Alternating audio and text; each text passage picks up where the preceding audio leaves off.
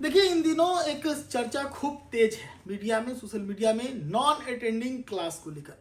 बच्चे अटेंडेंस कहीं करवाते हैं और मौजूद कहीं रहते हैं।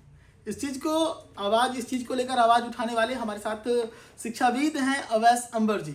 कई जगहों पर इस बात को लेकर मुखरता से रखते हैं कि जो बच्चे हैं इनके भविष्य के साथ खिलवाड़ हो रहा है। सबसे पहले बहुत बहुत स्वागत है सर।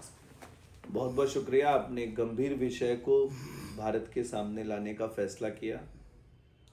भारत के जो भविष्य है वो युवा है भारत का, और जो देश का युवा है उसको बर्बाद करने के लिए हजारों करोड़ की कंपनियां काम कर रही हैं। शेयर बाजार में उनका शेयर कैसे बिके, इसके लिए वो एक ऐसी व्यवस्था लेकर आए हैं कि अगर हमने इस पर काम नहीं किया, देश ने इसको समझा नहीं, इस बात के लिए आंदोलन नहीं किया, छेड़ा नहीं, आंदोलन की स्थिति नहीं बनाई कि इस पर हर कोई गंभीरता से गांव लेवल पे एक्टिव हो जाए और इसके विषय पर बात करें। वो विषय है कि बच्चे स्कूल में सिर्फ मात्र अटेंडेंस बना रहे हैं और वो पढ़ाई कोटा में कर रहे हैं, कहीं ना कहीं कोचिंग में फंसे हुए हैं। और सवाल ये है इसमें कि जो लोग इस पर मूवी बना रहे हैं, उनको अप्रिशिएट कर रहे हैं, उन लोगों से ये सवाल पूछना चाहिए कि अगर ये बच्चे पहला से लेकर 10वीं तक में पढ़ रहे हैं या 10वीं के क्लास में हैं, 11वीं के क्लास में हैं और 12वीं के क्लास में 10th 12th में है, और ये किसी रेसिडेंशियल सिस्टम में स्कूल के अंदर है 9 से 5 के बीच में, तो इनका अटेंडेंस उनके स्कूलों में कौन बना रहा है। कई ऐसी ऑर्गेनाइजेशन जिनको मैं बड़ा मानता हूँ कहते हैं कि मेरे यहाँ ये बच्चा पिछले 1 साल से रहकर तैयारी कर रहा है। कोई भी बच्चा अगर किसी जगह 6 महीने रह के तैयारी कर लेगा तो एकेडमिक कैलेंडर के हिसाब से उसका अटेंडेंस बिलो देन 50 आ जाएगा। और सरकार के नियमानुसार अगर किसी छात्र का 10वीं में बैठना है या 12वीं में बैठना है तो उसका 70% अटेंडेंस होना लाजमी है, अदरवाइज वो +2 के एग्जाम में बैठ ही नहीं सकता। तो जांच की विषय ये है कि इस भारत के, इस बिहार के उन कोचिंग के अंतर्गत चल रहे हॉस्टल्स में वो कौन बच्चा है जो 9 से 5 कोचिंग में जाता है। तो मैं अगर इस बात की आवाज़ उठा रहा हूँ और आप नहीं उठा रहे हैं तो याद रखिएगा, कल आपकी नस्लें पूछेंगी कि कभी स्कूल भी होता था पापा, ऐसी स्थिति आ जाएगी। तो इसलिए ये गंभीर विषय है, इसको हल्के मत लीजिए। ये वायलेशन ऑफ एक्ट है, इसमें हजारों करोड़ का व्यापार छुपा हुआ है। कोचिंग माफिया, जो लोग 9 से 5 चला रहे, मैं उनको कोचिंग माफिया कर रहा हूँ। 9 से 5 उनको, जो लोग स्कूल में गलत तरीके से अटेंडेंस बना रहे, मैं उनको कोचिंग माफिया कर रहा हूँ। मैं उन कोचिंग को गलत नहीं कर रहा हूँ जो 12वीं क्लास के बाद किसी बच्चे को पढ़ा रहे हैं। मैं उन कोचिंग को गलत नहीं कर रहा हूँ जो व्यवस्था को कानूनी और इमोशनली इस बात को चलाने के लिए कर रहे हैं कि कोई मेरिट वाला बच्चा निकलना चाहिए। लेकिन 98% लोग इसको व्यापार बना चुके हैं और इससे बहुत बड़ा पलायन हो रहा है गांव का। स्कूल की व्यवस्था चौपट हो रही है। हमारी नीतीश सरकार, जो हमारी गवर्नमेंट है बिहार सरकार, अब आप देखिए कि हम लोग क्या करते हैं, हर चीज़ का दोष सरकार पे मत देते हैं। गवर्नमेंट ने अटेंडेंस को मेंटेन करने के लिए बिहार में वो व्यवस्था लाई जो भारत के लिए मॉडल है। हमारी सरकार बिहार में कर ये रही है कि अगर आप स्कूल में पहुंचे तो नीतीश सरकार में एक नया काम हुआ कि आप वहाँ से सिर्फ सेल्फी कीजिए, उसके बाद एक ऑनलाइन आपका अटेंडेंस बनेगा, फिंगरप्रिंट से अटेंडेंस बनेगा। लेकिन अगर आप सेल्फी करेंगे तो आपका सेल्फी तभी अपलोड होगा जब आप उस प्रीमाइसिस में स्कूल के रहेंगे। आप बाहर से करेंगे तो सेल्फी नहीं होगा। तो सरकारें कानून ला सकती हैं, इम्प्लीमेंट की जिम्मेदारी सरकार की नहीं, सरकार के अंदर रह रहे नागरिकों की भी होती है। तो हमें समझना होगा कि हम सब चीज़ का दोष नहीं दे सकते। अब कुछ लोग जाहिल किस्म के जो इसको देख रहे हैं, उनके मन ही में बहुत नफरत है सरकार को लेकर। वो कहेंगे सरकारी स्कूल में पढ़ाई होता है। तो मेरा एक सवाल है उनसे कि ज़रा मुझे बताइए कि जो बड़े बड़े ये जो डॉन बॉस्को, DAV, DPS बड़े स्कूल्स हैं, इन स्कूलों के पढ़ रहे टीचर्स की तनख्वाह कितनी है? 40,000, 30,000। लेकिन हमारे सरकारी स्कूल की तनख्वाह कितनी है? तो जब 70,000, 80,000, लाख रुपए वाला टीचर का कंपेयर 40,000 वाले से किया जाएगा, तो मेरा सवाल है कि आप तो अपने ही समाज के लोगों पर क्रेडिबिलिटी पर क्वेश्चन कर रहे हैं। 70,000 की तनख्वाह कमाने वाला, सरकार से सैलरी लेने वाला 40,000 वाले से ज़्यादा खराब है, ये आप कह रहे हैं। आपकी जिम्मेदारी ये है कि सरकार जिसको तनख्वाह दे रही है वो टैक्स आपने दिया है, तो आप अपनी जिम्मेदारी से स्कूल का निरीक्षण करें, उसकी जाकर देखभाल करें। इसके लिए वार्ड मेंबर क्या कर रहे हैं, ज़िला परिषद क्या कर रहे हैं, ज़िला के सदस्य मुखिया क्या कर रहे हैं, आप क्या कर रहे हैं, जिनको आपने समझ, सीधे सरकार को दोष, सीधे केंद्र को दोष, सीधे राज्य के बैठे मुखिया को दोष। तो अभिभावक से परिवार नहीं चलता है, सभी मिलकर परिवार को चलाते हैं। तो इसलिए इस वीडियो के माध्यम से मेरा संदेश है कि स्कूलों की व्यवस्था को बचाने के लिए हम सब आगे आए और कोचिंग गैर कानूनी तरीके से जो चल रहा है, हॉस्टल गैर कानूनी तरीके से जो चल रहा है, उसकी जांच हो। लेकिन गार्जियन करे क्या? बच्चे को तो पढ़ाना है, वो तो उनके ऊपर टेंशन है। अब गार्जियन करे क्या? सरकारी स्कूल में जैसा कि आपने पहले ही बता दिया हर चीज़ कि बायोमेट्रिक लगाया जा रहा है, बायोमेट्रिक लगाने के बावजूद नॉन अटेंडेंट है बच्चे, तो क्या इसका समाधान हो सकता है? मैं सिर्फ समस्या लेकर नहीं आया हूँ, समस्या का समाधान भी लेके आया हूँ। ब्लूप्रिंट है मेरे पास। मान लीजिए कोई स्कूल चल रहा है जहानाबाद में, मुरलीधर स्कूल का जो टाइमिंग है वो सुबह से लेके 4 बजे तक है। तो 4 बजे के बाद से लेके 7 बजे तक की स्कूल के प्रीमाइसेस में कोचिंग चले। पॉइंट नंबर 1, अगर रियल में कोचिंग को सर्विस देना है तो स्कूल के साथ में एमओयू साइन कर ले और उसको कोचिंग की व्यवस्था में शामिल करें। ये एक समस्या का हल है, पलायन रोकने का।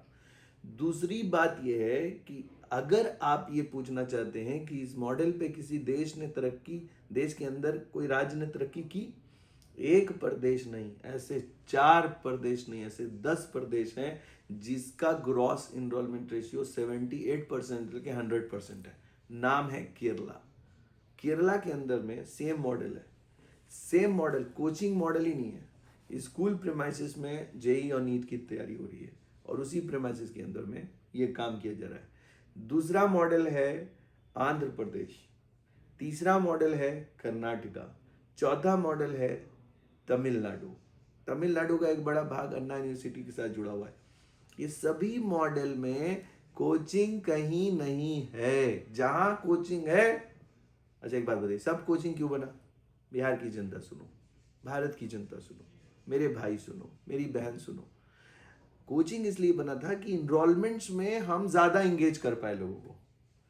तो इसका असर कहाँ कहाँ है? कोटा में है, इसका असर पटना में है, इसका असर कानपुर में है। ये सब जगह की इनरोलमेंट्स पिछले 10 सालों में गिर गई हैं। यानी कोचिंग ग्रॉस इनरोलमेंट रेशियो को बढ़ाने में नहीं, घटाने में सफल हुआ है। अब केरला में कोचिंग नहीं है तो ग्रॉस इनरोलमेंट रेशियो 100% है। कर्नाटका में कोचिंग की व्यवस्था पूरी तरह से समाज को एक्सेप्ट नहीं की है, समाज ने 70% है। आप स्कूली व्यवस्था को डैमेज कर रहे हो। देखिए ये मॉडल 4 प्रदेश का मैं दे रहा हूं। आप जहां जहां कोचिंग का प्रकोप कम है वहां वहां हायर एजुकेशन में एनरोलमेंट ज्यादा है।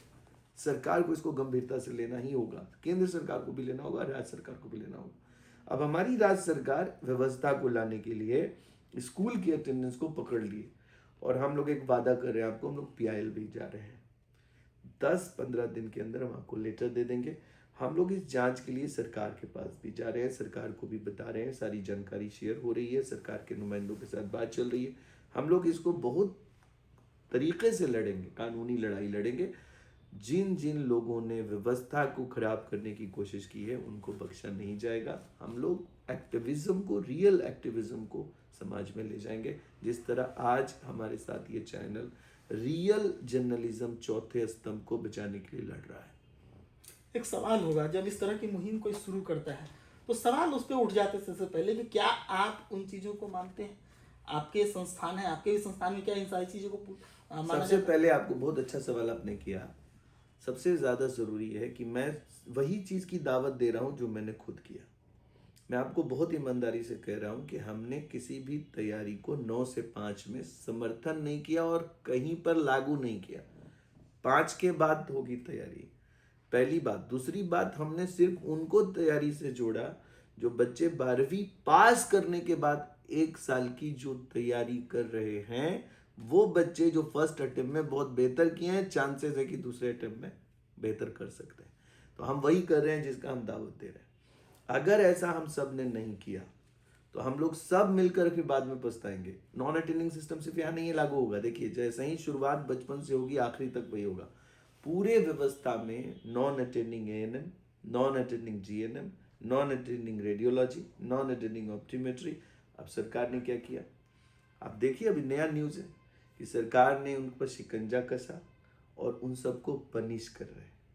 तो ये व्यवस्था जब शुरू से खराब होगी तो आखिर तक इसका असर पड़ता रहेगा और हम समाज को तब तक बेहतर नहीं बना सकते जब तक हम बेहतर ना बन जाए। अभी क्या हो रहा है, सब चीज़ों में हम सरकार को दोषी मानते हैं।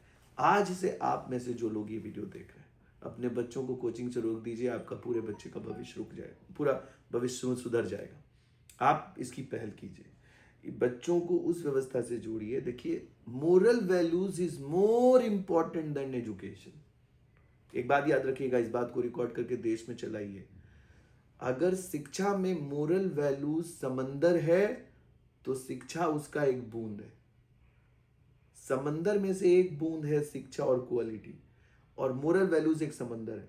अब कोचिंग माफिया और कोचिंग अटेम्प्ट क्या कर रहा है कि पहले दिन ही समंदर की एक बूंद की वैल्यू के लिए पूरे समंदर को नापाक कर दे रहा है। हर हाल में मोरल वैल्यूज उन बच्चों के अंदर नहीं डाले जा सकते जो सुबह 10 बजे से लेकर 4 बजे तक एक कुर्सी पर बैठकर स्कूल ना जाए, ड्रेस ना पहने, टाई ना लगाए, परेड ना करे, ये सारी चीजें, नखून उसका चेक ना हो।